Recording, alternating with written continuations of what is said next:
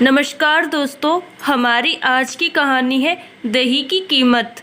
शाम के वक्त पार्क में बैठे रघुनाथ जी पक्षियों की चहचहाट सुनते सुनते और सुहावना मौसम का मजा लेते हुए किसी गंभीर सोच में डूब जाते हैं कि कैसे पहले वह और उनकी पत्नी दोनों एक दूसरे के साथ खुशी खुशी से रहा करते थे।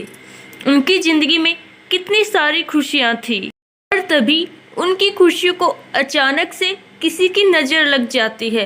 दरअसल उनकी पत्नी की मृत्यु पीलिया से रोगग्रस्त होने के कारण हो जाती है और उनकी जिंदगी में निराशा और अकेलापन रह जाता है। तभी अचानक से आवाज़ आती है, पिताजी चलिए, घर नहीं चलना क्या? कितनी शाम हो चुकी है और आप यहाँ बैठे जाने क्या सोच रहे हैं? रघुनाथ जी जब लगभग 35 वर्ष के थे, उनकी पत्नी का स्वर्गवास हो गया था। लोगों ने दूसरी शादी की सलाह दी, परंतु उन्होंने यह कहकर मना कर दिया कि पुत्र के रूप में पत्नी की दी हुई भेंट मेरे पास है, इसी के साथ पूरी जिंदगी अच्छे से कट जाएगी। पुत्र जब वयस्क हुआ तो पूरा कारोबार पुत्र के हवाले कर दिया। स्वयं कभी अपने तो कभी दोस्तों के ऑफिस में बैठकर समय व्यतीत करने लगे। पुत्र की शादी के बाद वह और अधिक निश्चित हो गई। पूरा घर बहू को सुपुर्द कर दिया। पुत्र की शादी के लगभग 1 वर्ष बाद दोपहर में खाना खा रहे थे। पुत्र भी लंच करने ऑफिस से घर आ गया था और हाथ मुंह धोकर खाना खाने की तैयारियां कर रहा था। उसने सुना कि पिताजी ने बहू से खाने के साथ दही मांगा और बहू ने जवाब दिया कि आज घर में दही उपलब्ध नहीं है। खाना खाकर पिताजी ऑफिस चले गए। थोड़ी देर बाद पुत्र अपनी पत्नी के साथ खाना खाने बैठा। खाने में प्याला भरा हुआ दही भी था। पुत्र ने कोई प्रतिक्रिया नहीं दी और खाना खाकर स्वयं भी ऑफिस चला गया।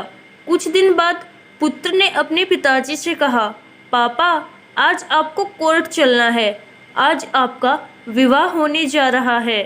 पिता ने आश्चर्य से पुत्र की तरफ देखा और कहा, बेटा मुझे पत्नी की आवश्यकता नहीं है और मैं तुम्हें इतना स्नेह देता हूँ कि शायद तुझे भी माँ की जरूरत नहीं है, फिर दूसरा विवाह क्यों? पुत्र ने कहा, पिताजी न तो मैं अपने लिए माँ ला रहा हूँ न आपके लिए पत्नी, मैं तो केवल आपके लिए दही का इंतजाम कर रहा हूँ। कल से मैं किराए के मकान में आपकी बहू के साथ रहूँगा तथा आपके ऑफिस में एक कर्मचारी की तरह वेतन लूँगा ताकि आपकी बहू को भी दही की कीमत का पता चले।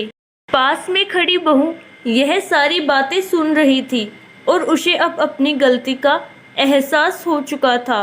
उसने बिना देरी किए अपने ससुर जी के पैर पकड़ लिए और माफ़ी मांगी। ससुर जी ने भी अपना दिल बड़ा रखते हुए बहू को क्षमा कर दिया और वे फिर अब खुशी खुशी से रहने लगे।